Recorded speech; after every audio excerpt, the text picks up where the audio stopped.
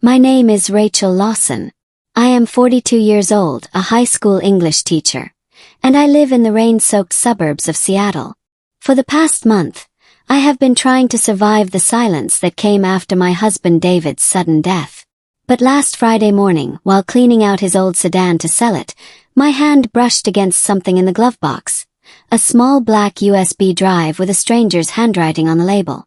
I didn't know it yet, but that moment would split my life into before and after. Before we begin, I want you to imagine finding something that could change everything you thought you knew about the person you loved most. If you think you could handle the truth, let me know in the comments, and don't forget to subscribe so you can hear the whole story. That Friday morning, the air was thick with damp mist, the kind that clings to your hair and seeps into your clothes. I stood in the kitchen, stirring cold tea with a spoon that clinked too loudly against the mug. It was a small sound, but it carried through the hollow quiet of the house. The family photo on the windowsill caught my eye. David, me, and Sophie at Cannon Beach last summer. He had his arm around me, smiling like nothing could touch us. I wondered, when had that picture stopped being the truth? The car sat at the far end of the driveway, streaked with grime and speckled with pollen, as if it had been waiting for me to notice it. David used to wash it every Sunday, running a cloth over the hood until it gleamed. Now, I only saw a way to pay the overdue gas bill. I pulled the spare keys from the kitchen drawer and stepped outside. The drizzle was barely there, just enough to bead on my coat. Sliding into the driver's seat, I was hit with a scent so familiar it made my chest ache. Cedarwood cologne, leather, and something softer I couldn't name. I told myself it was just a car. But when my hand reached for the glove compartment, something inside me hesitated. The click of the latch was louder than I expected. Inside were the usual scraps of a life. Insurance papers, an old phone charger, a pair of sunglasses with one arm loose. I pulled them out one by one, setting them neatly on the passenger seat. Then my fingers brushed against something tucked deep in the corner. Black USB drive. Plain, except for a small white label with a single handwritten letter. The ink slightly smudged. It wasn't David's handwriting. His had always been precise, every letter evenly spaced, every line straight. This was rushed, personal, like a note scribbled in a moment that couldn't wait. I sat there, the drive resting in my palm, rain tapping softly against the windshield. The air felt heavier, as if the space inside the car had shrunk around me. In that instant, I was no longer a widow cleaning out a sedan. I was a woman holding something I wasn't meant to find. I didn't plug it in right away. I carried it into the house, my fingers tight around it like it might vanish if I loosened my grip. In the study, still David's study in my mind, the shelves were lined with law books. His framed certificate from a refugee rights organization still hanging above the desk. He had spent years helping people navigate impossible situations, but never once had he told me everything about his cases. My laptop screen lit up. The USB slid into the port with a metallic click. One folder appeared, unnamed, just a plain yellow icon. My breath felt shallow as I clicked it open. There were dozens of files inside. Letters, scanned documents, photographs. The first letter began with, "Dear David, thank you again for agreeing to help." It was signed by someone named Isabella. I didn't recognize the name. But as I scrolled, my heart began to pound harder. The words spoke of fear, of a child's fever, of gratitude for money sent to cover a clinic bill. The tone was intimate. Not business, not charity. And then there was a photo. A woman with dark eyes and tired cheeks. Beside her, a boy with light hair and a wide smile. And in some of the pictures, David was there too. His arm around them, laughing. Smiling in a way I had not seen in years. I pushed back from the desk so quickly the chair scraped the floor. My hands were shaking, my stomach tightening. Who was she? Who was the boy? I didn't hear Sophie come in until her voice cut through the air like glass. "What are you doing?" She stood in the doorway, hoodie hanging loose over pajama shorts, eyes red from lack of sleep. Her gaze moved from the screen to the USB drive and back to me. "Are you spying on Dad?" My throat tightened. "Sophie, no, I just..." You're going through his stuff like he was some criminal. He's dead, Mom. Can't you just let him be? I couldn't answer. She turned sharply and left the room, the door slamming behind her. I sat there in the silence she left behind, staring at the screen, the cursor blinking at me like it was daring me to keep going. But now I couldn't stop. Morning slipped into a gray afternoon without asking permission. The rain turned from mist to a steady hush that made the whole house feel underwater. I stayed in the study after Sophie slammed her door, hands pressed to the desk as if the wood could stop the tremor in my arms. The screen stared back, stubborn and steady. The folder on the USB waited, patient as a locked room. I clicked on another file, then another. The letters built a timeline I had never been invited to read. Isabella wrote of doctors who did not listen, of forms that demanded answers she could not safely give, of a boy who loved flying kites and hated the taste of antibiotics. The voice in those messages carried a quiet endurance that did not beg. It asked for help only when she had no other path. And always there was David. His name threaded through the exchanges with a tenderness I recognized. Not the kind meant for headlines.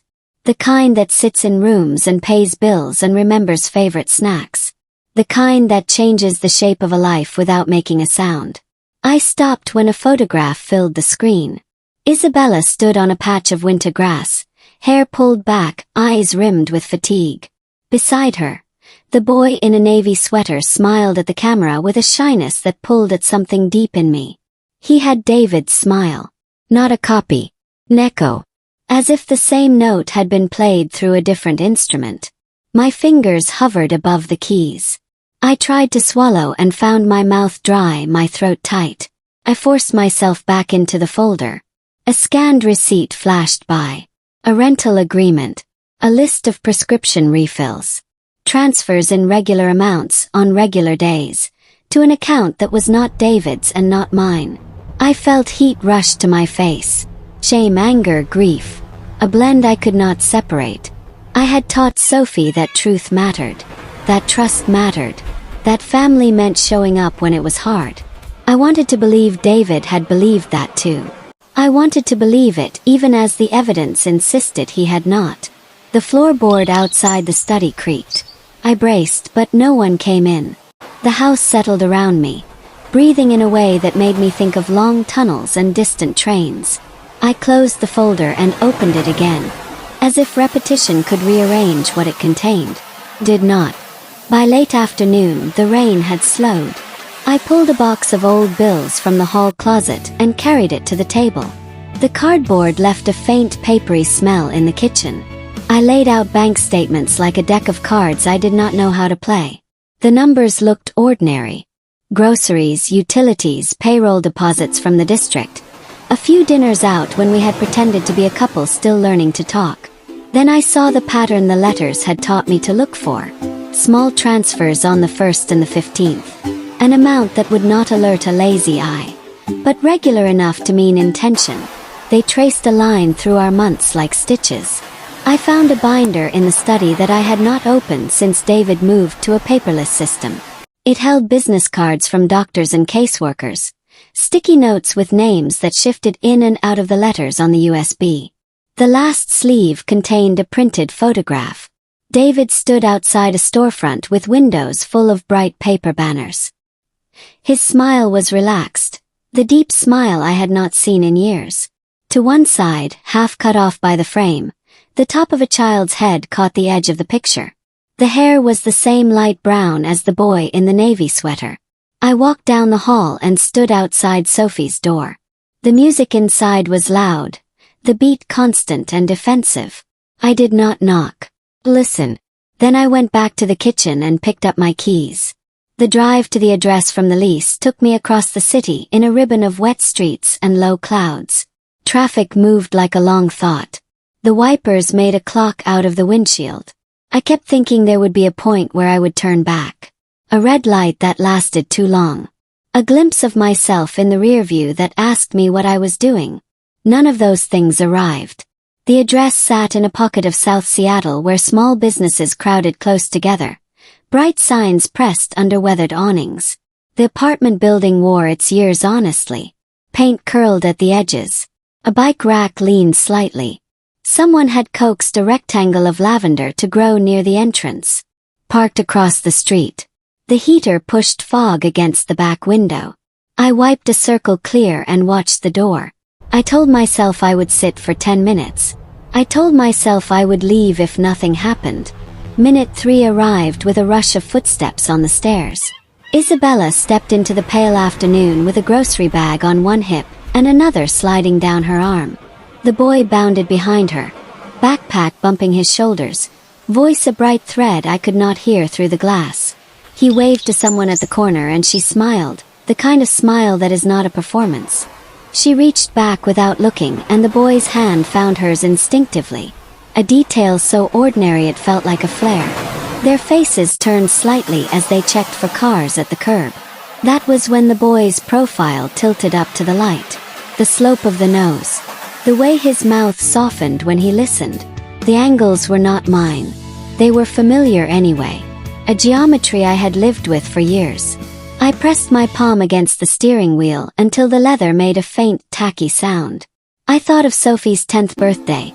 Of the way David had balanced a cake with too many candles and laughed when the frosting slid to one side. I thought of the way he had smoothed her hair with a palm that never rushed, even when we were late. I thought of all the moments I had not seen because they were not mine to witness. Isabella and the boy crossed the street and disappeared around the corner. The building door eased shut with a breathy thud. I sat very still. The rain had stopped and left everything rinsed clean. The world looked like it always looked, which felt like an insult. I stayed until my breath calmed. Then I drove home with the kind of careful attention I used when Sophie was an infant asleep in the back seat. Every decision made for safety. The house was quiet. In the kitchen, the note I had not written sat in the place where a note might have been. The binder lay open where I had left it. I poured water into the kettle and forgot to turn on the flame. Minutes later I moved it to a different burner and still did not light it. The day had been a series of tasks half done because the whole thing felt impossible. Sophie was not in her room. I found her at the top of the stairs, sitting on the landing with her knees pulled up, the USB drive in her hand. Her eyes were swollen like she had been crying in waves. She looked at me the way a person looks at a fire line, calculating what the flames will take next. "You found it in the car," she said. Her voice did not rise. It held steady like a held breath. "Pictures. The letters. All of it." I nodded. I did not try to soften it with words that would only slide off. "Is it true?" she said. "Did he have another family?" I felt the question land like a stone. Family meant so many kinds of shelter. It meant paper trails and holidays and nicknames that only make sense to two people. I picked up the USB from her hand and set it on the step between us. "I do not know what to call it," I said. "Think he loved them. Think he loved us. He did not tell the truth. I'm not going to pretend otherwise." She stared at the drive. Her jaw tightened. "I hate this," she said. "I hate that he is not here. I hate that I do not know who he was. I hate that you are the one who showed me." The last sentence arrived without heat. Came like weather. I wanted to tell her that I did not want to be the one either. That I wanted the past to move like a river we could both step out of for a while. Instead I said only that I was sorry. Not for finding the drive. For the way the truth had sharp edges that kept cutting us. She stood and walked down the stairs. I listened to the hall closet open. The suitcase wheels click against the entry tile. The front door close with a long shiver of air. I stayed where I was until I could breathe without tasting metal. Then I went back to the study. Night gathered at the windows and turned them into dark mirrors. I did not turn on the overhead light. The desk lamp burned a cone of amber that made the room feel like a stage set. I opened the folder again. Near the bottom, a scanned letter waited. The signature was David's. Above it, a line I had missed earlier. "All documents secured in safety deposit box. Key in right drawer cufflink case." My hands paused above the drawer as if the metal might bite. I pulled it open and found exactly what the line had promised. The cufflink box. The same cherry wood I had chosen for our 5th anniversary. The year I believed we were finding our rhythm again. The lid still bore the faint scratch where Sophie had dragged a hairpin at age 5. I lifted the lid. A small silver key rested on the velvet. A numbered tag looped through with string. The tag carried the logo of a bank downtown. The city at night is a different animal. The streets gleam and the windows shine. And the same blocks you walked in the daylight feel like they could hide anything. I parked in a garage that smelled like concrete and rain, buzzed at the bank door, and watched a man with a clipboard read the name on the tag. His frown softened when I showed him my identification and signed the ledger. He said he was sorry for my loss in a tone that made me think he said that sentence every week. He led me down a narrow hallway lined with brass doors and left me in a room that felt like a pause between paragraphs. The safety deposit box sat on the table, longer than I expected, heavy with the kind of weight that is not just metal.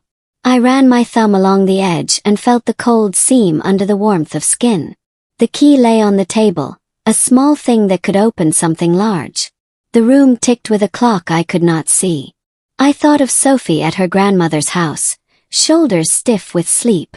I thought of Isabella folding paper grocery bags into neat rectangles under her sink. I thought of the boy with the navy sweater pressed to his ribs like a shield. I thought of David, of the way he sometimes paused at the top of the stairs and looked back at us with a softness that made me forgive things I had not named. The box waited. The lock waited. The part of me that had always believed in the power of documents waited too, because paper can demand action, and once you read a thing it cannot be unread. I picked up the key and held it flat in my palm. The air felt chilled and still, as if the room had joined me in holding steady. My hand did not shake. My breath did. I slid the key into the lock and felt the teeth catch, a set of tiny agreements aligning. 100 scenes flickered at once, all the versions of what might be inside, each carrying its own logic. Birth certificates, letters, photographs, instructions, apologies, denials. Maybe there would be nothing at all, just a hollow place where answers should have lived. The only way to learn the truth was to turn the key. I did not turn it yet. I let my hand rest on the metal and closed my eyes. I wanted the decision to be mine, not the momentum of the day, not the anger or the shock or the financial fear that had started this at the kitchen table. I listened until I could hear the steady drum of my own pulse over the ghost hum of the building. I opened my eyes. I turned the key a quarter inch, felt the lock release with a neat internal sigh, and lifted the lid a fraction. The smell of paper met me, dry and undeniable. Behind me, a cart rolled by in the hallway and made a warble in the floorboards. Somewhere upstairs a door clicked shut. The world kept filing its small reports. I kept the lid barely open, a line of shadow and light across the table. I thought of the way Sophie used to peel open the flaps of wrapped gifts one careful seam at a time because she liked the suspense more than the reveal. I thought of how different suspense feels when you are the adult and the content could redraw the map of your family. I lifted the lid the rest of the way. Inside lay a thick folder tied with twine, 3 flash drives labeled in David's careful print, and a sealed envelope addressed in his hand. The envelope carried my name. The sight of it burned like a match struck in a dark room. The folder waited, squat and full. The drives sat like small stones that could skip across a wide lake and vanish. My name on the envelope made my throat go tight. I reached for it and paused again, as if the paper could sense hesitation. The door to the hallway stayed shut. The clock that I could not see kept time. The air in the vault felt older than the rest of the building, the kind of air that had learned to hold secrets. I slipped my finger under the flap and felt the paper fibers resist. I did not tear it yet. I laid the letter alongside the folder and placed a hand on each, as if weighing them, as if they were choices and not simply steps in a single path. My mother-in-law once told me that grief rearranges the furniture in your mind when you are not looking. Felt that now. The ordinary task of opening a letter had turned into a hinge where everything behind me and everything ahead pressed tight. I stacked the drives in the pocket of my coat with a movement that felt more like ritual than storage. I slid the folder closer. The twine left a faint imprint on my skin when I untied it.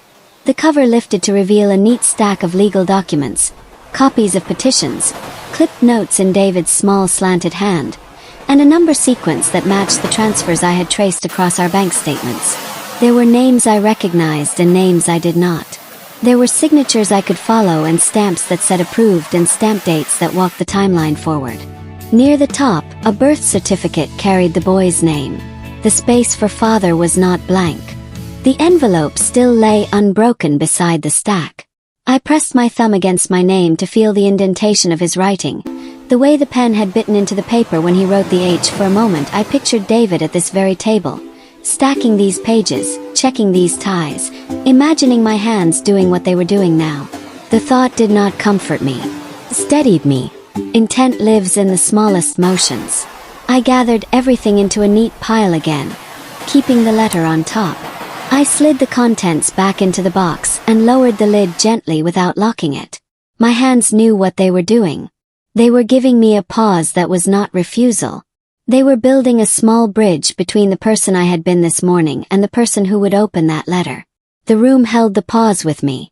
The clock did not argue. The hallway stayed quiet. Picked up the key. The metal was warmer now from my touch. I closed my hand around it and let the corners press against my palm until I could feel them clearly. Sometimes the only control left is in the way you hold the next step. I stood, slid the box toward the attendant bell, and reached for the door. The latch clicked in that small, satisfying way that honest mechanisms do. The corridor beyond glowed pale as a river at dawn. I carried the box down the hall and felt its weight change with each step. Not heavier, not lighter, just more exact. I signed the ledger again and listened to the attendant say goodnight. The words drifted through the calm like falling ash. Outside, the rain had not started again. The city lights cut clean lines in the wet streets. I put the box on the passenger seat and drove home slowly. Each traffic light another measured breath. Back in the study, I set the box on the desk where the USB had first lit the fuse. The house listened. The old floorboards did not complain. The radiator ticked.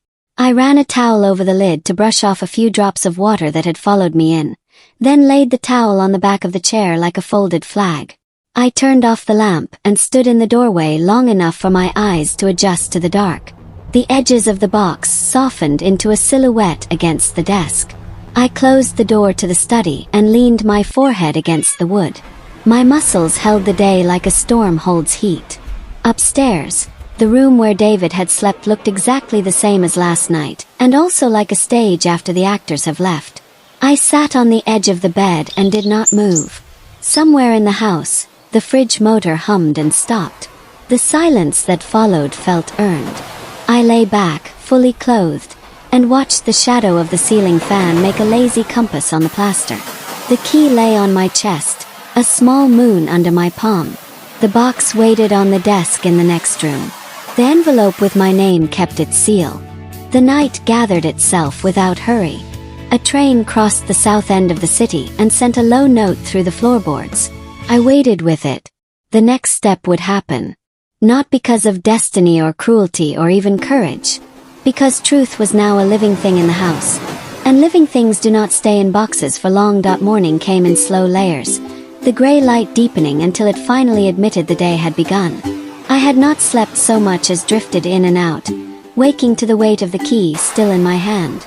The house felt different, like it knew the truth was inside it now, just a room away. I stood in the kitchen, waiting for the kettle to boil, staring at the streaked glass of the back door.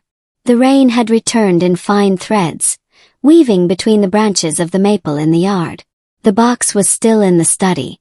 The envelope was still sealed. My name was still written in the steady, deliberate strokes of David's hand.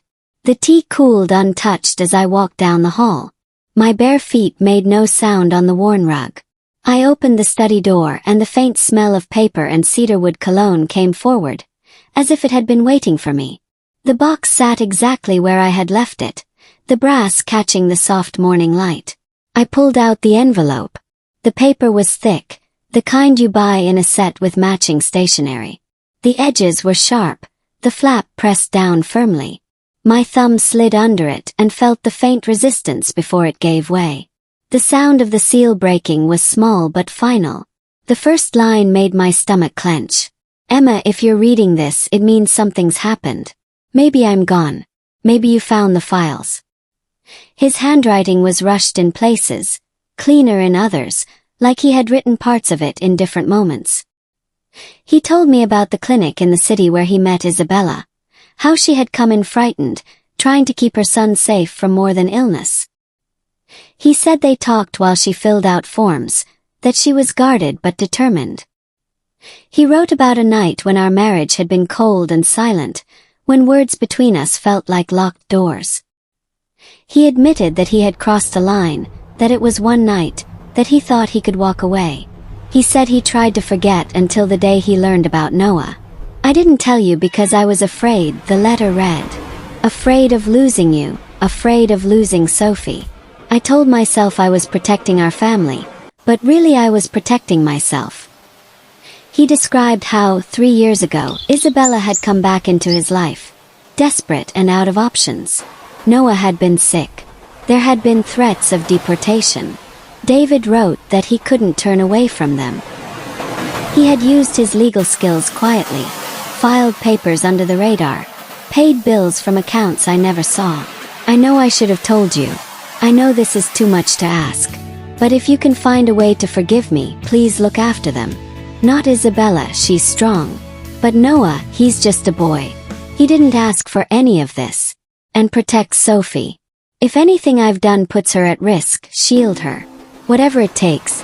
Everything you need is in the folder. I trust you, even if I didn't deserve to. He signed it, always yours, David. I sat there for a long time, the letter trembling slightly in my hands. The words didn't soften the betrayal, but they threaded it with something else. An image of a man trying, failing, trying again, all in the wrong way. I reached for the folder. Inside were photocopies of legal petitions, contact logs, and financial statements. Tucked between the documents was a smaller envelope with a different name written on it. Isabella. I ran my finger over it, feeling the indentations of David's pen. The decision to deliver it came as easily as breathing. 2 hours later, I was parked across from the apartment building in South Seattle again.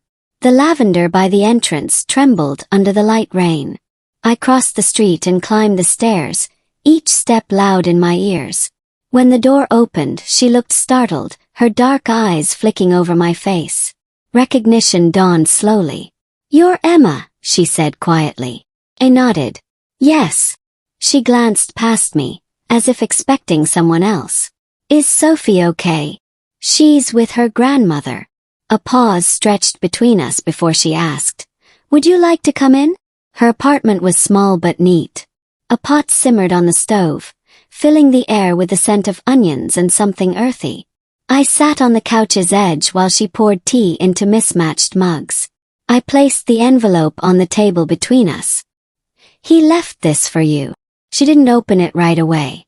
Instead, her fingers traced the edge as if memorizing its shape. "I loved him," she said finally. "Not the way you did. But he saved us." I could have argued. I could have reminded her that saving isn't the same as keeping promises. But the words stayed behind my teeth. "Noah thinks his father worked far away," she continued. "That he was too busy to visit much." I didn't know how else to explain it. I looked down at the steam curling from my mug. "What happens now?" Her eyes filled but didn't spill. "I don't know." I met her gaze. "We figure it out. Slowly. Ainly. For the children." She studied me for a long moment. "You don't have to do this." "No," I said softly. "But someone does." For the first time in weeks, I felt something shift. Not forgiveness, but the faint sense of a door opening somewhere in the dark. When I left, the rain had stopped. The air smelled of wet pavement and sage from the little garden by the steps. I walked back to my car with the weight of the morning still in my hands. 3 days passed before Sophie came home. I heard the door open in the middle of the afternoon, the faint shuffle of sneakers across the tile, and the dull thud of her duffel bag hitting the floor. I was in the kitchen, slicing apples, the knife tapping softly against the cutting board. For a moment, neither of us spoke. Then her voice, flat and cautious, cut through the quiet. So, did you meet them? I kept my eyes on the apple in my hand. Yes. She stepped closer. And it's complicated, I said, laying the knife down. But they're not monsters. Isabella isn't the villain here. She's someone who made hard choices. Like your dad. Like me. A short, bitter laugh escaped her. Choices. Right. I turned toward her slowly. Sophie, I know you're angry. No, she interrupted.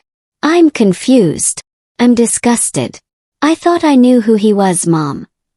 Her voice cracked, but she pushed through it. He was my hero. And now? I don't know if he even wanted to be my dad, or if we were just the family he settled for. I stepped forward, my chest tightening. Don't say that. Why not? You're thinking it too. I shook my head. No, I'm heartbroken. But I don't think you were ever second. I think he was torn and he made the worst possible decision. He hid instead of facing it. She crossed her arms, her jaw tense. I don't want to meet that boy. I don't care who he is. You don't have to, I said gently. Not now. Maybe not ever. But there's something I want you to see. I reached into the study desk drawer and took out David's letter, the original in his own hand. I held it out to her. Read it when you're ready. They're not excuses, Sophie. They're the truth he didn't have the courage to tell us while he was alive. She looked at the envelope as if it might burn her fingers, then took it without a word. She didn't slam her bedroom door this time. That night, as I passed her room on my way to bed, the light under her door was still on. I hesitated but kept walking. Some grief isn't ready to be touched. Some forgiveness can't be rushed.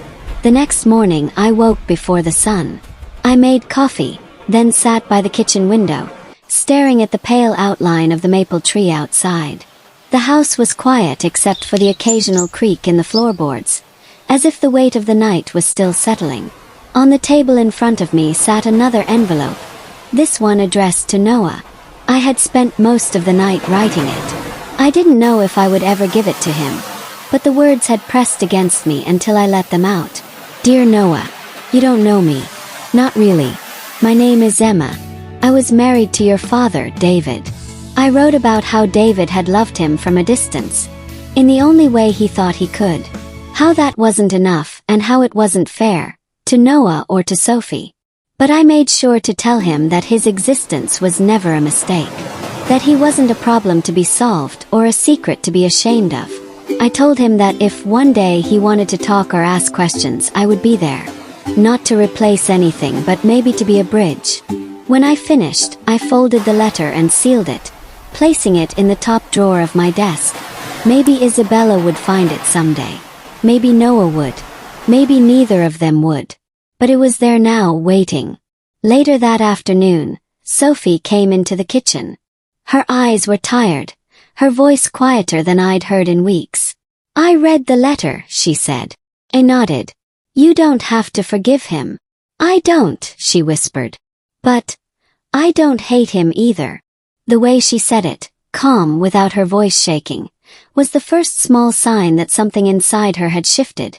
We stood there side by side, the late sunlight catching in the dust between us, and for the first time, it didn't feel like we were standing on opposite sides of a fault line. That night we didn't speak of it again. But the silence felt different, less like a wall, more like a space we were both willing to walk through eventually. The next change came on a Sunday morning. I was pouring hot chocolate into 2 mismatched mugs when Sophie, still in her pajama pants, asked, "Do you think maybe he'd like to come over sometime? The boy, I mean." My hand paused mid-pour. I looked up at her. She shrugged, eyes dropping to the counter. "Just if he wants to." A quiet smile crept onto my face. "I think he might." I didn't ask her why. I didn't need to. The sky was a flat, pale gray the evening Noah came over for the first time. The air smelled faintly of wet earth from a morning rain, and the maple leaves in the yard had started to curl at the edges with early autumn. I had chosen spaghetti and garlic bread for dinner, something warm and unthreatening, the kind of meal that didn't draw too much attention to itself. When the knock came, I felt Sophie go still beside me in the kitchen. She had been chopping parsley with more focus than the task deserved, the blade tapping quick against the board. I wiped my hands on a dish towel and opened the door. Isabella stood there in a navy coat, her hair pulled back in a loose knot. Behind her, Noah shifted his weight from one foot to the other, a thick book clutched tight to his chest like a shield. "Hi," I said. Isabella offered a polite smile. "Thank you for inviting us." Before I could respond, Sophie stepped forward and pulled the door open wider. She and Noah stared at each other for a moment. Two teenagers who shared nothing obvious except the tangled history hanging between them. "Hey," Sophie said, her voice low. "Hi," Noah replied, fingers tightening around the book.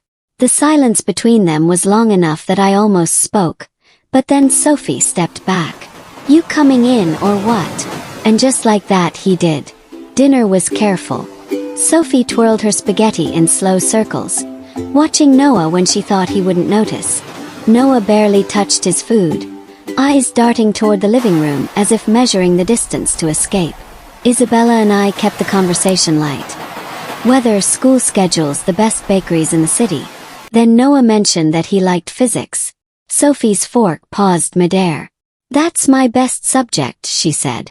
His eyes lifted, cautious but curious. "Really? You like space stuff? Black holes, time dilation, all that?" She nodded. "I kind of want to be an astrophysicist." A small, genuine smile tugged at his mouth. "That's actually really cool." And just like that, something shifted. After dinner, the kids moved to the living room. At first, their voices were tentative, the kind that could disappear if you breathed too loud. But then there were bursts of laughter, short and unexpected, like sunlight breaking through clouds. Isabella helped me wash the dishes. We worked in quiet rhythm until she said softly, "You've raised a good girl." I glanced at her, a wet plate in my hand. "So have you." We didn't need to say more. When it was time for them to leave, Noah turned to me at the door. "Thank you for the letter." Smiled. "You're welcome." He hesitated, then added, "And for tonight." Was nice. "Can I come again sometime?" Something warm unfolded in my chest. "Of course." Isabella gave my hand a brief squeeze before they stepped out into the cold. I stood in the doorway watching them walk toward the streetlight's glow, their shadows stretching long across the pavement. A moment later, Sophie appeared beside me. She leaned her shoulder against the doorframe, watching their figures disappear into the night. "He's okay," she said simply. I nodded. "He is." We stayed like that for a while, the porch light spilling over us, the air smelling faintly of garlic and rain, and for the first time, the weight in the house felt lighter. Weeks passed. The sharpness of that first dinner faded into something quieter, more ordinary. Sunday evenings became the rhythm. Noah and Isabella arriving just as the sun began to dip, the smell of something simmering on my stove filling the kitchen. Sometimes it was pasta again, sometimes roast chicken, sometimes soup with warm bread. The food didn't matter. It was the habit that counted. Noah didn't always talk much, but when he did, his words were deliberate, careful, like stones placed in a stream.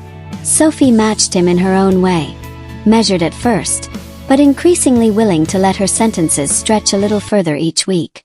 One evening, I walked in from the kitchen to find them both bent over the coffee table. Sophie was showing him her astronomy homework, pointing at a diagram of the solar system. He listened with his chin in his hand, nodding now and then, before picking up a pencil to correct a detail about the tilt of Saturn's rings. She didn't pull away from him. She didn't argue.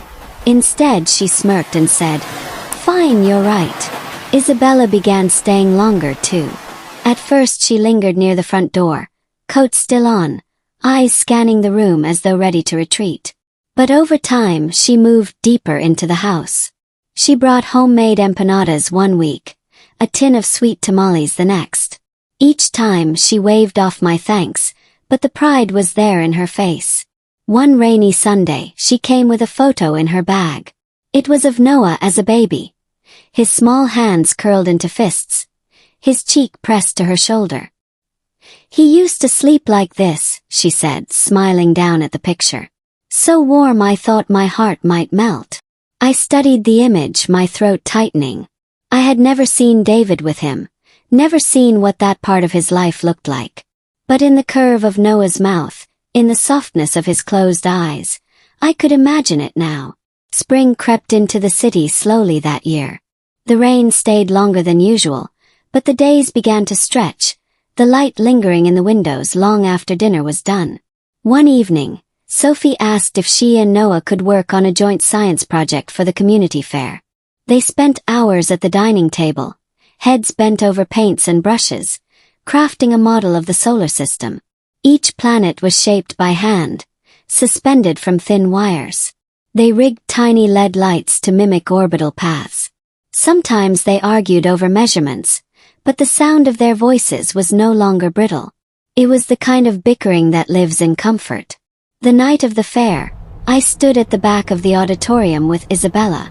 The stage lights cast a glow over the kids, making their faces look older, more certain. Sophie introduced their project while Noah adjusted the wiring so the planets spun in slow, steady circles. When the judges announced they'd won second place, they both laughed, real, unguarded laughter that carried across the room. Afterward, Noah came running down the aisle, the red ribbon swinging from his hand. Sophie trailed behind, cheeks flushed. "I messed up the part about Jupiter's rotation speed," Noah groaned. "No one noticed," Sophie said. "You were great." He grinned at her, and in that moment, I didn't just see David's features. I saw something all Noah's own. A light that had nothing to do with the past, only the boy standing there now. That night, as we were getting ready for bed, Sophie came into my room. She sat on the edge, swinging her legs like she was 10 years old again. "I don't think I'll ever stop being mad at Dad," she said. I met her gaze. "I don't think you have to." She looked down at her hands. "But I'm glad Noah's here." My throat tightened. "Me too." She gave a small nod, and for the first time I believed we might actually be building something. Not a return to what we were, but something entirely new. By early summer, the Sunday dinners no longer felt like visits. They felt like part of the week's shape, the same way laundry days and grocery runs did. The tension that once shadowed the air had thinned into something softer, though it still lived there in traces, like faint handwriting that could never be fully erased. Noah started coming over even when Isabella couldn't make it. Sometimes he'd sit at the kitchen table doing homework while Sophie sprawled on the couch with her laptop.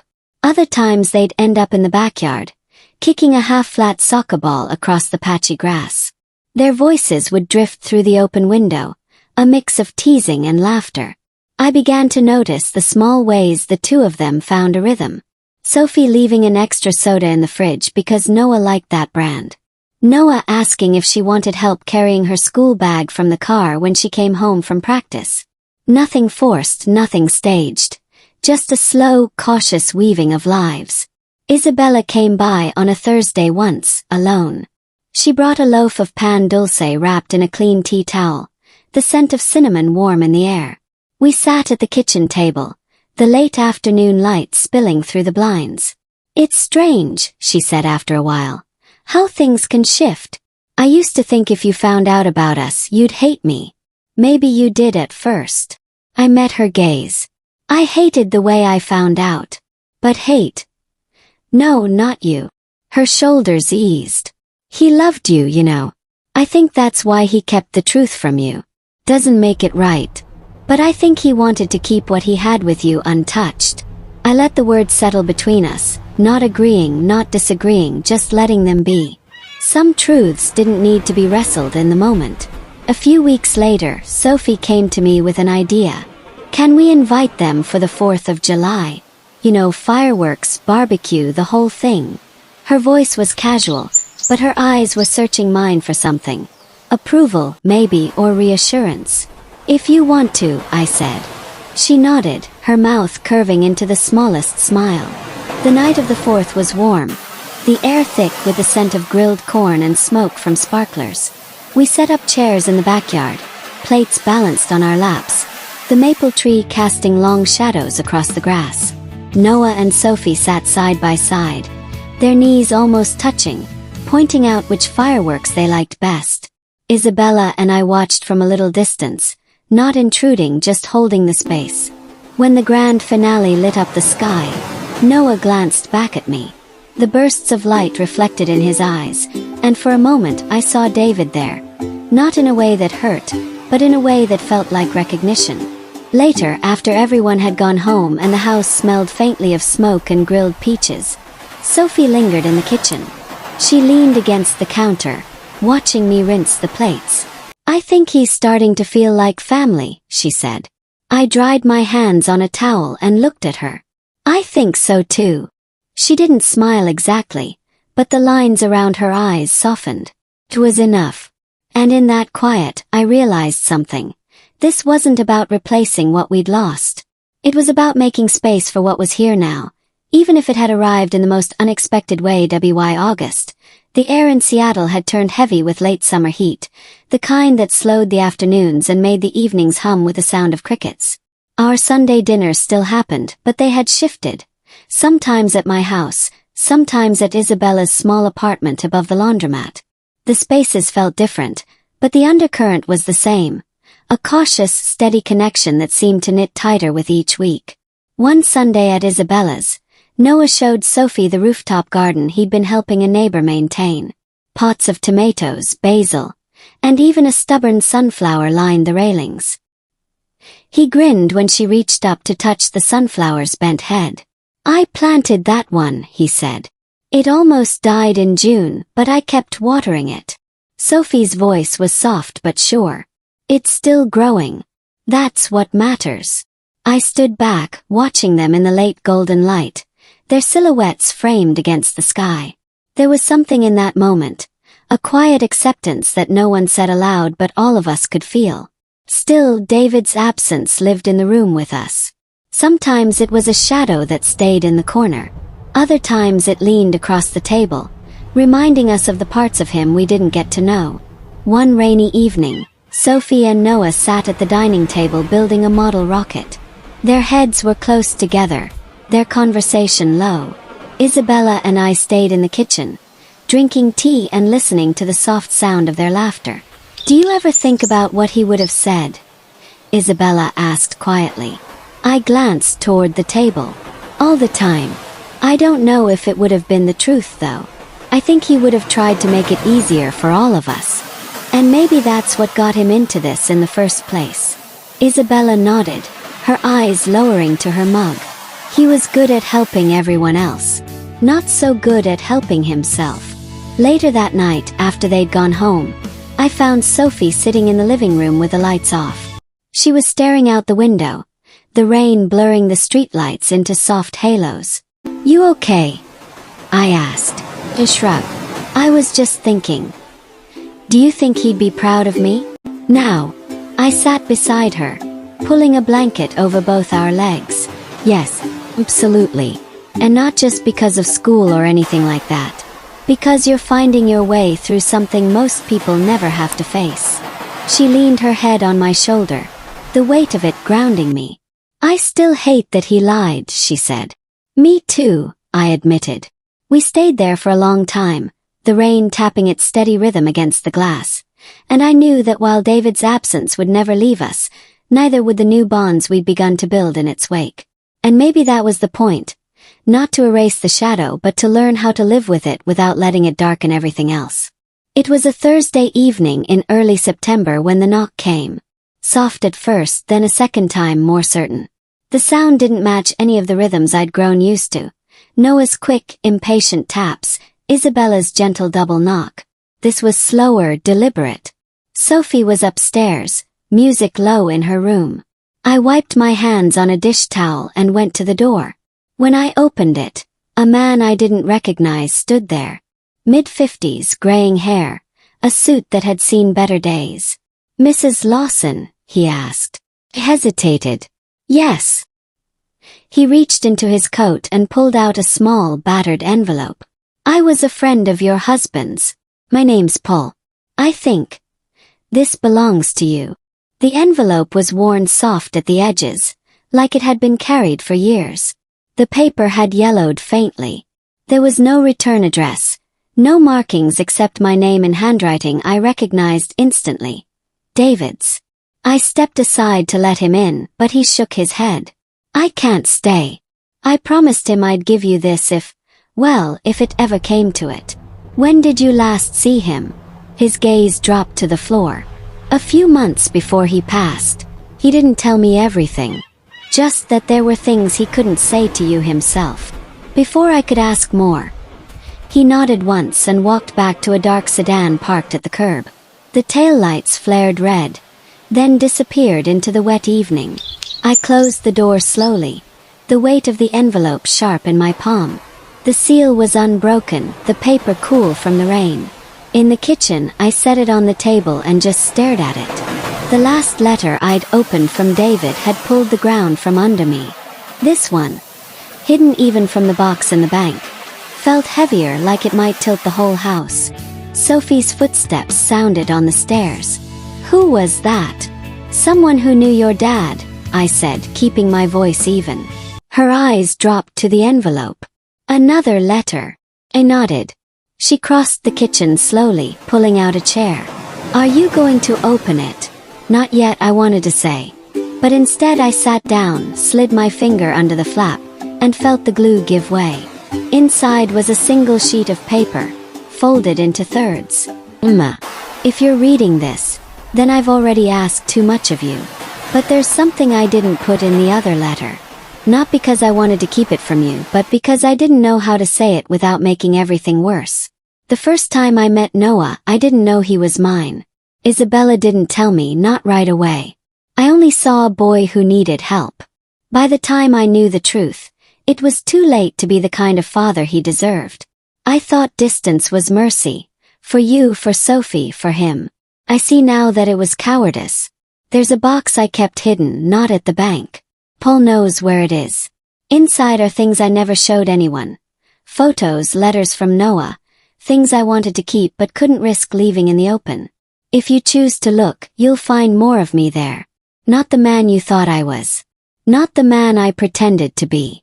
Just me. David. I read it twice, my hands tightening on the edges until the paper bent. Sophie was watching me, her brows drawn together. There's another box. I nodded slowly. Yes. And I think we're supposed to find it. The rain had started again, steady against the windows. In the back of my mind, I could see the man's sedan, see the way he hadn't quite met my eyes.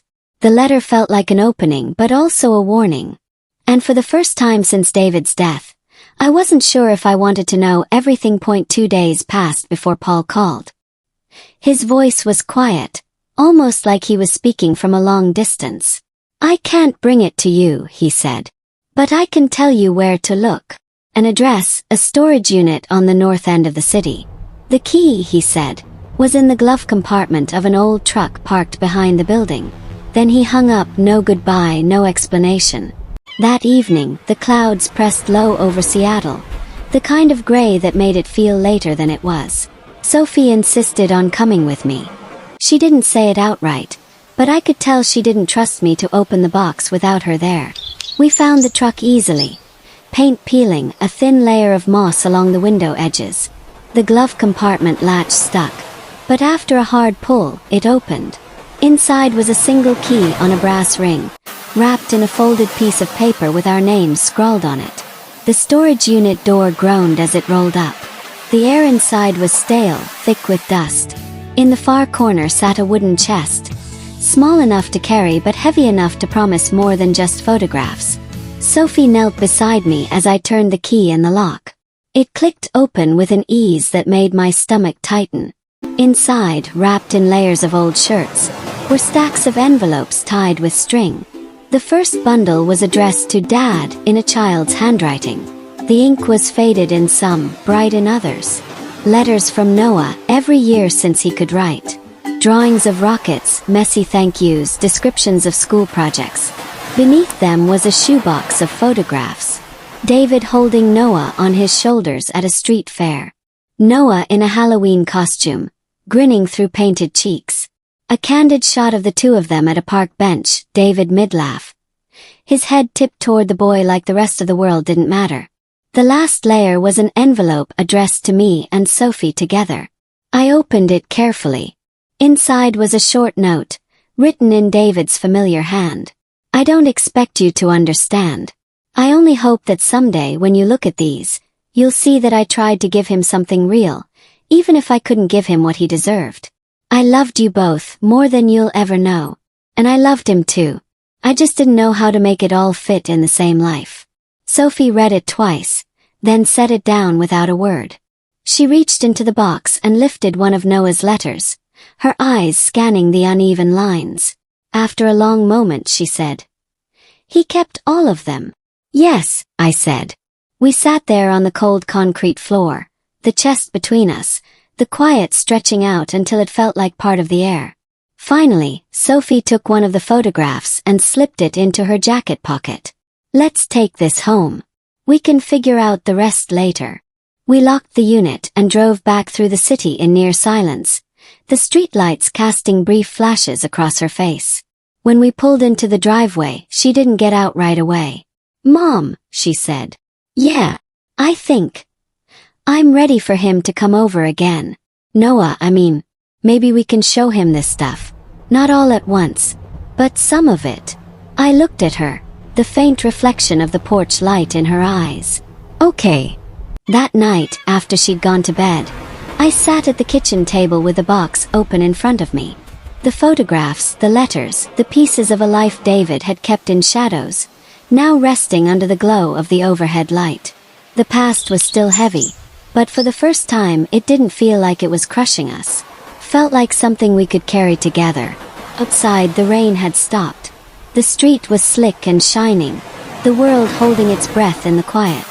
And in that stillness, I felt something I hadn't in a long time: space. Space for grief, space for truth, and space for whatever came next.